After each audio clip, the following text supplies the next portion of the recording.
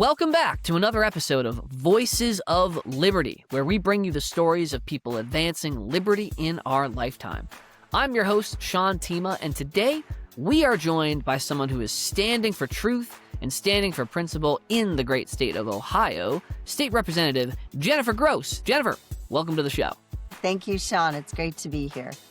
Good to have you here.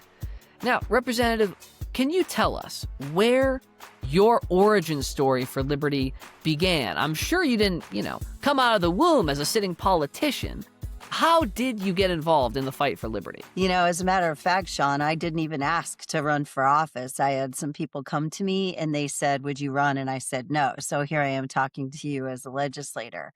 But honestly, even though my background I am a daughter of the Revolution, my grandmother, through my grandmother, was part of the New Jersey Regiment back in the day, far, far away.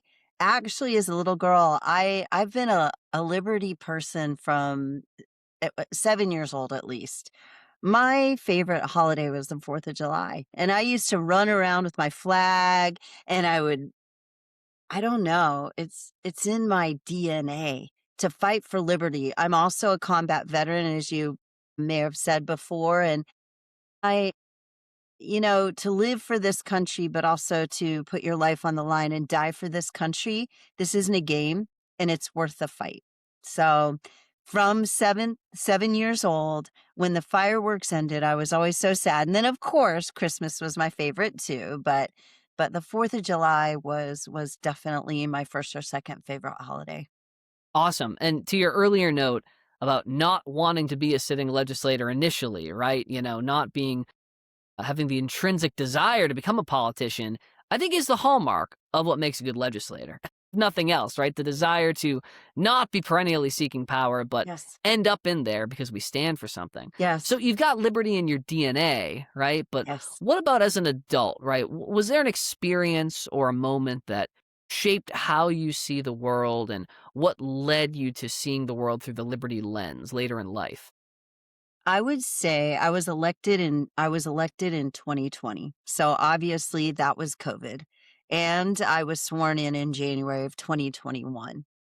I was part of Operation Warp Speed as a sub-investigator, and I saw the inside of the inside of the machine, if you will, and how it was working.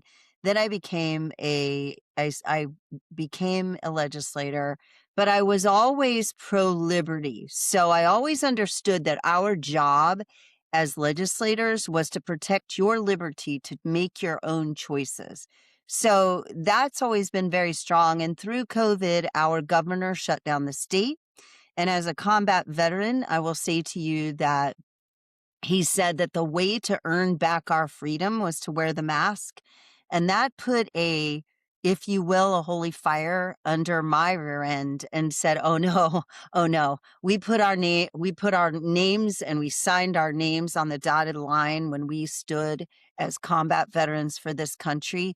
And my job, what I swore to do as a legislator, was to protect my constituents' liberty and Ohioans' liberty to stand and to be independent and make their own choices and live free. That's tremendous. And if there's any silver lining to the COVID lockdowns, right, it's that more people than ever woke up to the fact of, hey, this is how powerful and intrusive and tyrannical government can be, right? It was one of the most modern abuses of power in our lifetime, especially for young people. So COVID inspired you in part to run for office. Tell us about some challenges you faced on the campaign trail when you were first running. I'm sure a lot of people listening are considering running for office someday. What were the challenges you faced early on in your first campaign, and how did you overcome them? I would say, Sean, that honestly, I was not endorsed by the majority in my county, so I ran against the endorsed candidate. So right away, I had an uphill climb. Finances are challenging, but I had a little nest egg, and we put that into the campaign knowing that we might lose it all. Our campaign laws allow you to loan your campaign the money, and then if you win, give it back, pay it back to yourself. But there was always a chance that I would have lost the $41,000 that I put of my own money When people see that you're willing to put your own blood, sweat, and tears into your campaign, that's when they're going to back you.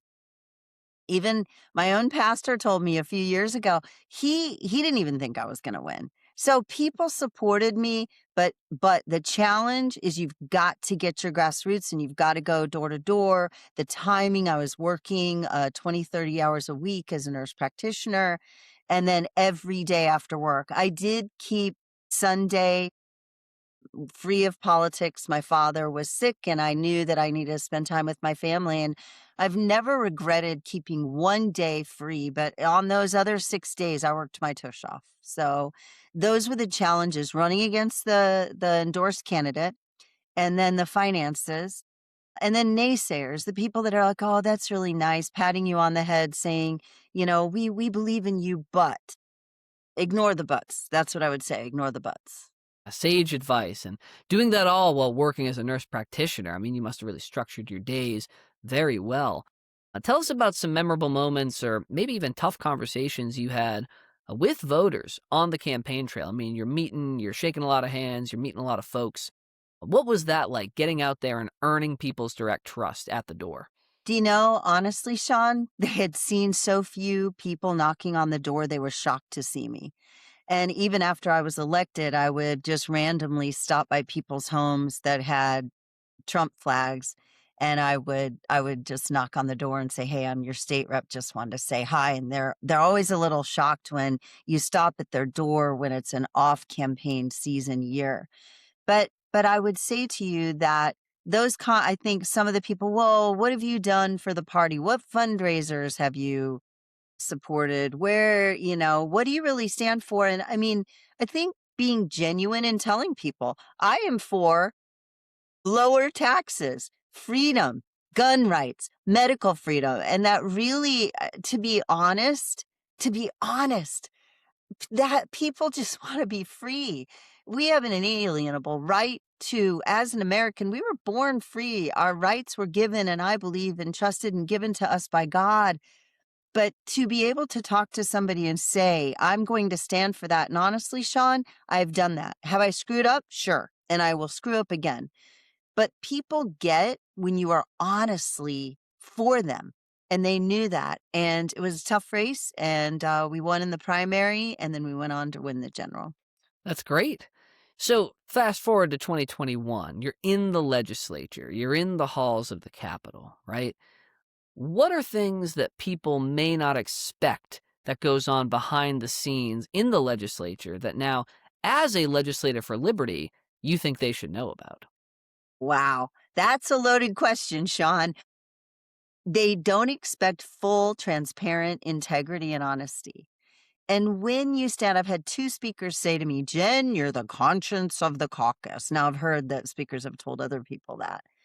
But but they don't expect full transparency. People play a game. Well, if I don't tell you exactly how I'm going to vote, then maybe you'll support me down the line. Or how about conversations like, if you get so and so, one of my Liberty colleagues, if you get so and so to vote on my bill, then I'll vote for yours. A tit for tat kind of thing. These are things that the people inherently know. Or how about this? We have bills come to the floor that people have never read. I prided myself in the first 4 years I read every bill.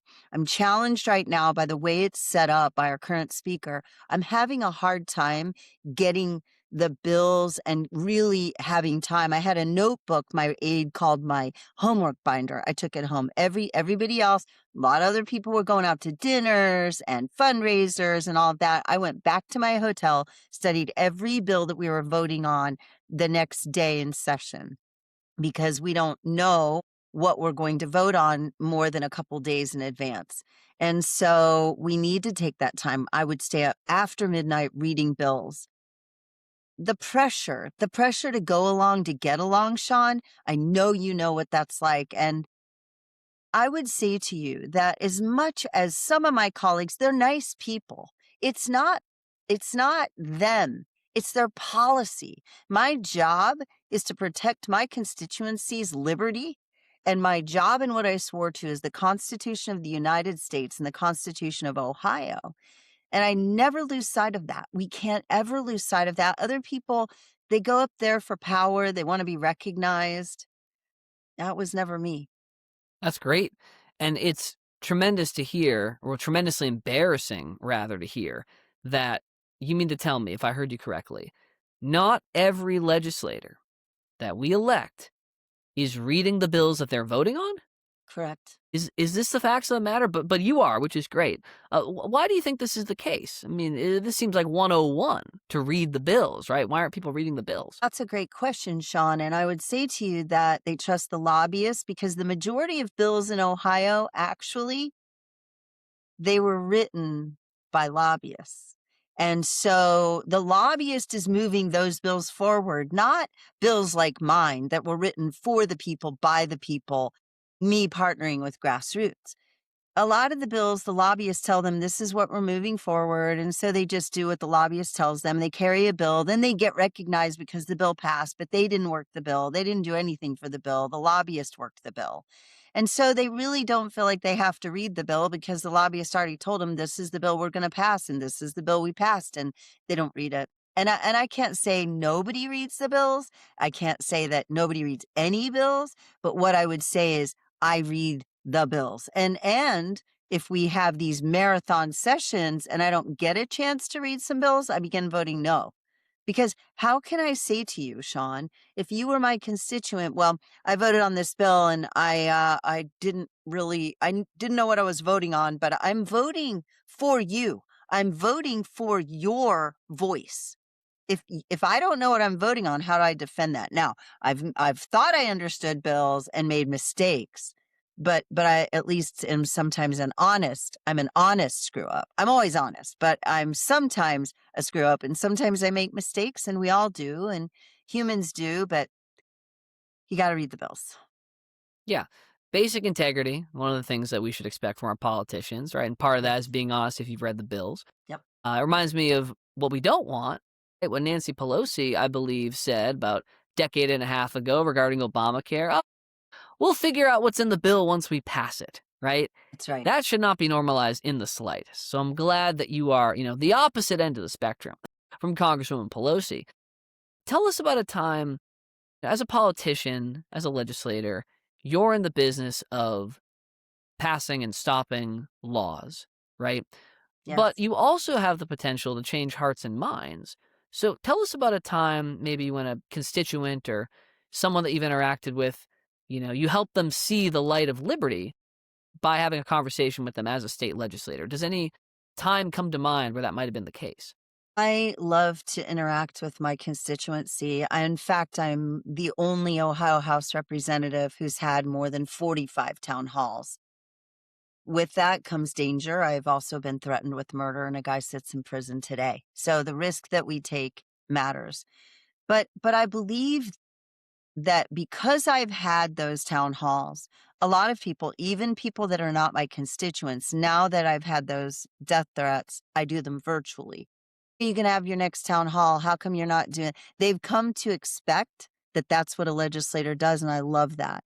I love that they expect to hear from me. I love that they want to hear from me. And the guy that I'm mentioning isn't actually a supporter of mine. He's a Democrat who's rather leftist, but they've come to enjoy the fact that I actually will talk to them and that I meet with them and all of that, which to me is Sean, honestly, to me, that's like a given.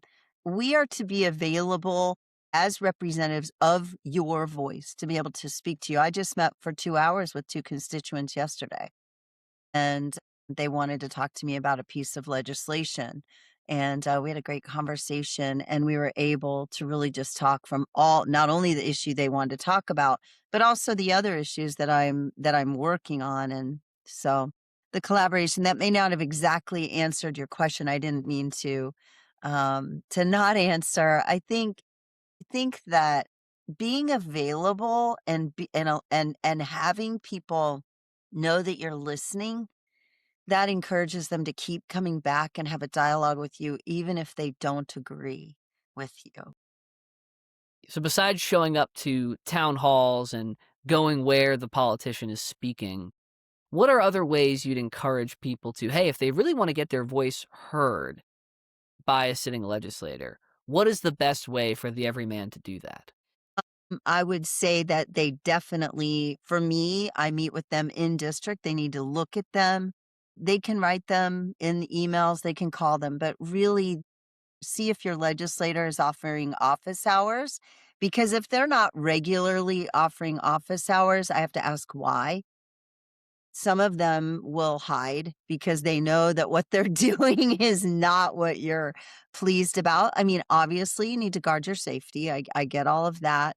Um, but I would say to you that the people need to make their voices heard by getting active in their issue. If it's medical freedom, they need to get involved with that. If it's guns, they need to get involved with that. If it's election integrity, they need to get involved with that.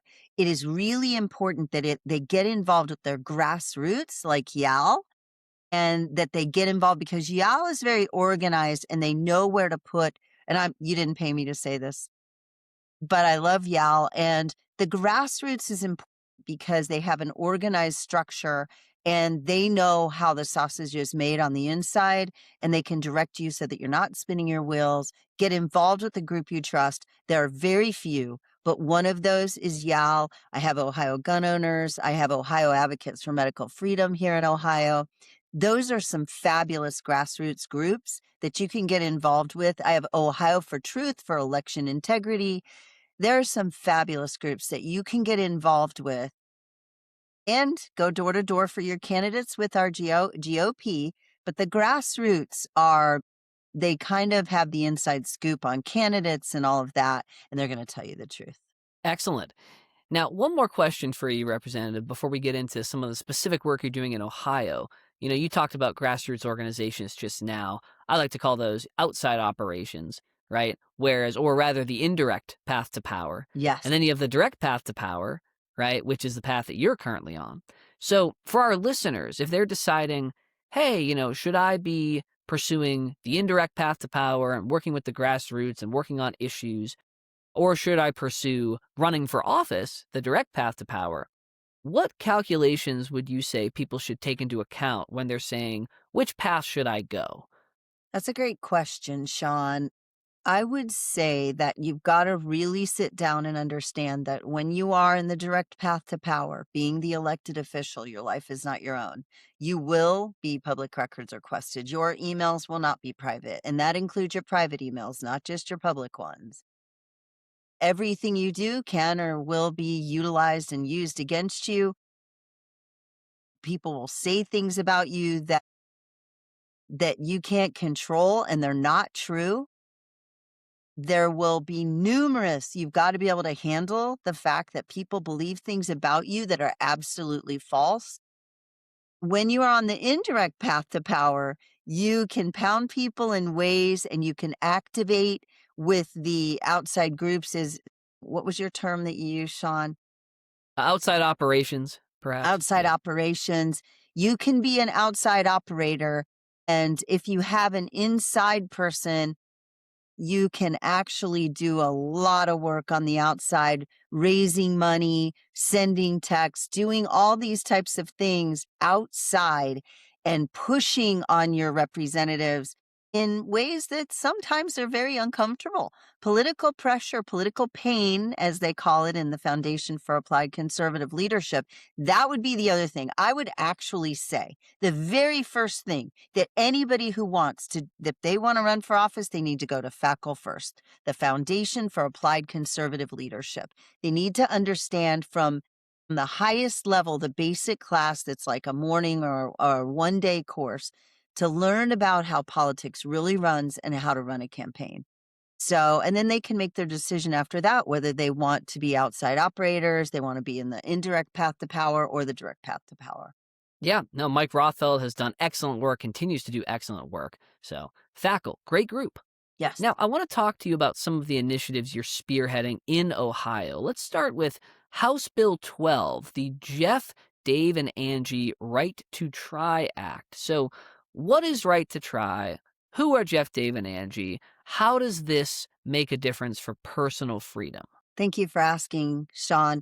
Jeff was a constituent of mine who lived in Fairfield Township who died at my hospital, Westchester Hospital in Westchester.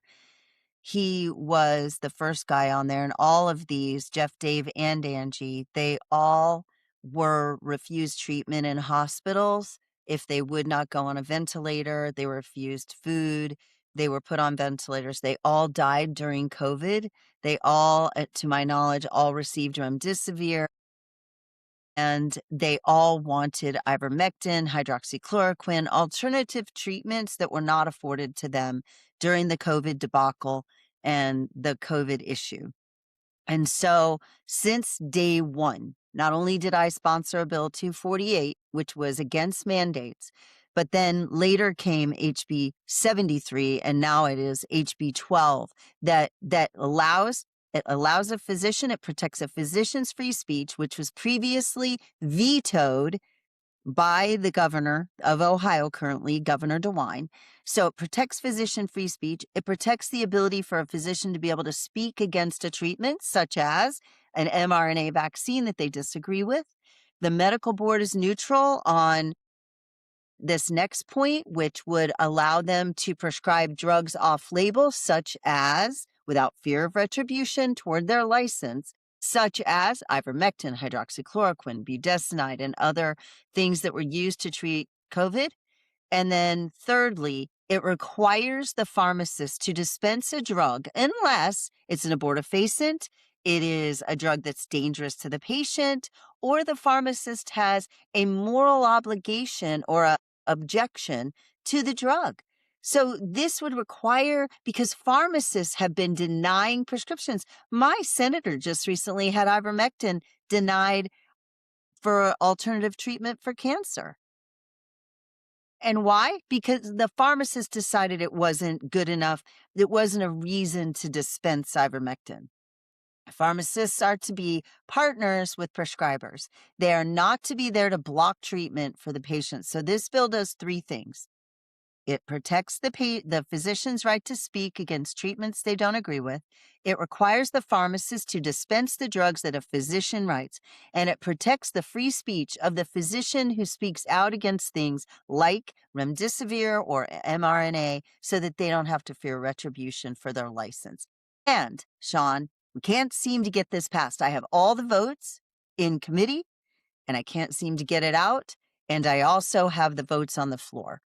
And the people, again, let me reiterate, this bill was not written by a lobbyist. And look, some lobbyists are good, but this bill was written by Ohio Advocates for Medical Freedom and myself, partnering together, outside organizations or grassroots, like people also say.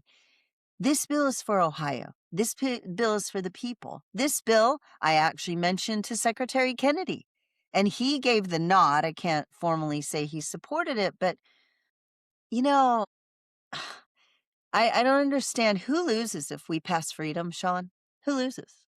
That is a great question to ask, right? And I certainly don't have a good answer because I'm pro-freedom, That's but right. it puts people on the defense, right? That's right. Government advocates and the restrictions advocates are usually the ones on the offense. It's time we put them on the defense. And I'm curious, so many questions I could ask about this bill.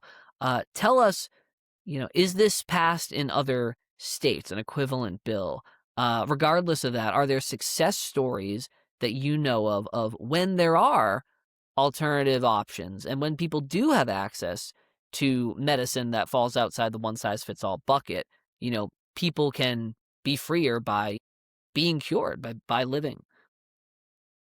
I'm aware that Texas just passed a bill to allow ivermectin over the counter, that they are now allowing that. I don't know the particulars of the bill, but that went into effect, I believe, in Texas, December 4th.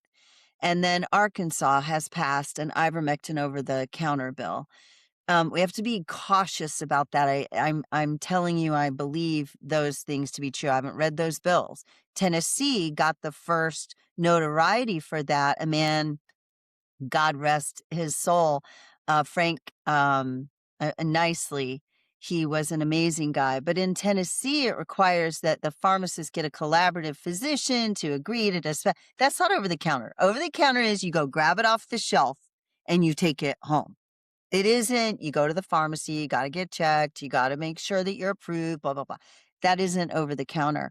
So parts of this bill, perhaps, kind of, sort of, but this bill was specifically drafted for Ohio by me, by OAMF, for Ohioans. And there are other states who've carried the bill and are carrying the bill. But to my knowledge, I don't know that this particular version of the bill has passed. Are there like success stories of maybe like, I don't know, in Europe or something where the laws are a little looser? Well, we do know that in India, they were giving packets of treatments with antibiotics and ivermectin, and less people died in India, which is arguably not as wealthy of a country. The people in some cases are very poor in India, and there were fewer deaths. In fact, actually, my understanding is we had one of the highest death rates in the world in the United States. And they one treatment in Ohio that was agreed upon by the hospitals was remdesivir. And we could go into a whole other conversation about PBMs and pharmacies and pharma and all of that, but I won't in this conversation. My job with this bill is to protect your liberty. My job, and what I clearly, even after 5 years in the legislature, do not understand is this, Sean. When liberty is protected and given to the people, who loses? Why? What rhino, what person cannot pass this bill in Ohio and allow the people to make their own medical choices? Who loses? I mean, drugs will be dispensed. Doctors will be free. The relationship between doctors is improved when they can talk honestly to their patient. Who? Why? I'm telling you, Sean, this is government. This is government thinking when you have this much government, you're good. But when you've got this much government and my hands are off the screen, then you're that much better, right? I would hope that every person listening to the sound of our voices today, Sean, would understand that our job as legislators, and that's what I would say to anyone who wants to run back to your other question. Your job is to protect liberty. Your job is to stand in the way of an overreaching, overburdensome regulatory government and get it out of the people's lives. And that's what this bill does. Another bill you're sponsoring in Ohio, Representative, right now is Conscientious Right to Refuse Act, which also deals with medical freedom. Tell us about that and how that plays into personal liberty and limited government. Thank you, Sean. This bill protects 112, Ohio HB 112, protects any adult or emancipated minor if they choose not to receive any kind of medical treatment, medical device, including masks or implanted device or anything like that. They cannot be forced to accept any kind of medical treatment against their religious, conscientious right to refuse. Our country was founded on religious liberty. It should not be infringed upon as our gun rights should not be infringed upon, but the government needs to stop at your skin. So this bill protects your religious and conscientious right to refuse medical treatments. And if you are discriminated against with your employer, and this includes healthcare workers, if you don't want to get a flu shot, you should be able to decline the flu shot without discrimination. They cannot fire you. In the bill, you are covered. If they fire you, then there is a private right of action, which means that you can sue your employer. If they say, like, let's say it's a healthcare worker in an immune compromised ward, and that person doesn't want to get an MMR because maybe they have a religious reason why they do not want that, then that person needs to be afforded or found another position in that facility, in that hospital that they can do, and their pay must remain the same, and they should be able to go on and they cannot be discriminated against. So this bill is in the judiciary in the Ohio House of Representatives, and I've had sponsor testimony on that. Not as far along as my other bill, HB 12. Again, it's a people's bill. Again, partnered with Ohio Advocates for Medical Freedom. They're at ohioamf.org. Both of my bills can be, Sean, bills tend to have a little bit of legalese in them, right? So sometimes they're really, really dry to read. In fact, all the time they're dry to read. But If people want to read about these bills, they can go to ohioamf.org, where they have been written, and all of these things are summarized by OAMF on their website. Liberty says that it's your right to make that decision. It isn't my right to make that decision for you. And so through the last 5 years, after I sponsored a bill, HB 248, again through OAMF, which was an anti-mandate bill, during COVID, and I paid a high price for fighting for liberty for my constituency when I was removed from the health committee as the only clinician on the health committee who was a Republican, as well as the only clinician in the entire General Assembly and the executive branch and the judicial branch who was part of Warp Speed. I'd seen some stuff, but I still believe in liberty. Liberty is your choice. It isn't my job to tell you to wear a seatbelt or to smoke or not smoke. It isn't my job. I mean, if nothing else, you see how people at their core, even the ones who may be pro-mandate at one time, realize when the tide's turned on them, they're anti-government overreach, they're anti-mandate. You look no further, I think, you poke your head around any pharmacy this past, quarter or so, this past fall 2025, and after the Trump administration had said, hey, actually, the COVID shots, they're really only for people 65 and older for this batch. Don't give them out unless they're over 65. Now, I think you poke your head into any pharmacy, you'll probably see a bunch of pharmacists who are the new rebels saying, no, we actually, if you want it, you should get it. And we're willing to break the administration's recommendation because we want your medical freedom. That's right. Interesting when the tables are turned, right? And I think that you spoke to at your core, who loses when there's liberty? Who Yes. loses when there's freedom? That's right. So it's innate. That's right. These principles are innate. And Sean, here's another one. We believe in liberty, and now we have legalized marijuana in many states. We have legalized hemp. We have all these things, and yet we can't decide. And some people use those as medications, and those are free. But we can't decide whether we get a shot or not. There's a conflict. There's a direct conflict here. And people need to be able to choose. And I guess that's a little bit of my libertarian bent coming out there.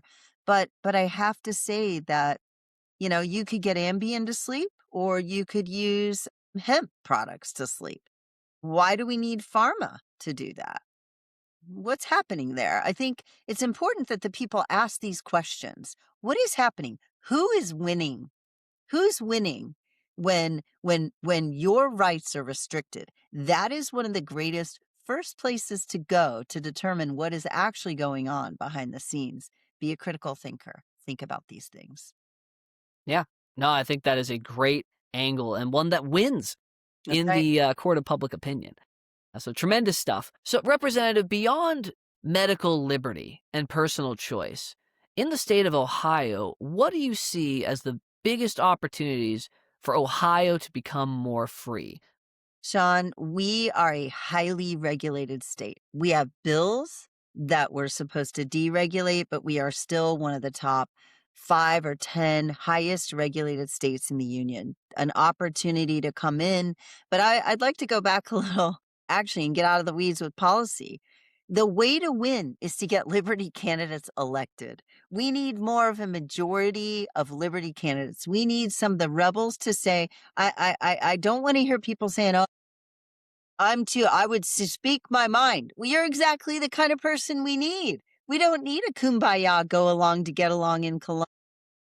When you stand for your constituency, and we disagree, even if it's me, and we're going to fisticuffs, and we're like, oh, we don't really do that. But let's just say you disagree with me. It's okay. But if all we do is get together and we're a homogenous group and everybody goes along to get along and we all agree, who loses? I'll tell you who loses. You do. The constituents lose. Because you've got to go up to Columbus and represent the people that elected you to go there by majority, because they're the ones who sent you there. And again, like we have said before several times on this podcast today, Sean, liberty is a winning message. And standing for freedom, it isn't the government's job to keep us safe. Where does it say that in the Constitution? It says life, liberty, and the pursuit of happiness, even in Article 1, Section 1 of the Ohio Constitution, we will defend life. We will defend liberty. So it's in our Constitution. We swore to uphold that. If you want to run for office and that is something you're for, we need 20 more of you to run for office. And we've got to be willing to challenge the status quo and not just go along to get along. Understand the Republican platform or whatever platform, like the Libertarian platform. Libertarians yet at this point don't often win. Very, very, very, very seldom. But read the Republican platform and understand that it is still a liberty platform. Freedom wins. Wow, couldn't have said it better myself. Standing for freedom, Representative Gross, I appreciate your time. I appreciate you going up against, the enemy that is big government and being combative as you were a combat veteran, standing strong. That's right. Any final thoughts for our listeners while we're here today? I would say, Sean, if anybody wants to follow me, they can go to jenniferforrep.com. That's F-O-R, Jennifer, F-O-R, rep.com. If they want to write me, they can write me at rep45@ohiohouse.gov. That's why I'm wearing the 45 here. You might have thought it was Trump, but it's actually my district number. And support your outside groups, support your grassroots, support Ohio AMF, support the people that are fighting for liberty. Find them and support them. Go door to door for candidates like myself and the ones that you know for a fact are standing for truth and standing for liberty. Excellent. Thank you, Representative. Appreciate your time. Thank you. If you enjoyed today's episode, subscribe to Voices of Liberty on Spotify, Apple Podcasts, Pandora, or YouTube. And to learn more about how you can be a part of the movement advancing freedom in our lifetime, visit yaliberty.org. I'm Sean Themea, and thank you for listening to Voices of Liberty, where we keep the torch of liberty burning by telling the stories of those who carry it forward. See you next time.